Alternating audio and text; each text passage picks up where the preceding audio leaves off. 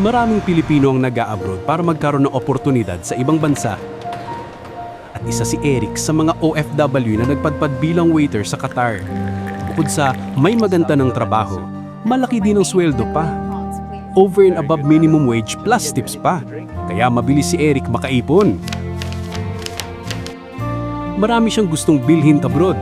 At mas umiral ang pangarap na makatapos sa college. Kaya pinili niya ang mag-enroll sa OED. Kinuha niya ang kursong Bachelor of Science in Business Administration, Major in Human Resource Management. Sabi niya, eksakto daw ito sa pangarap niyang negosyo ang recruitment manpower agency. Dahil flexible ang OED, kahit saan at kahit anong oras niyang mag-online class, pwedeng-pwede.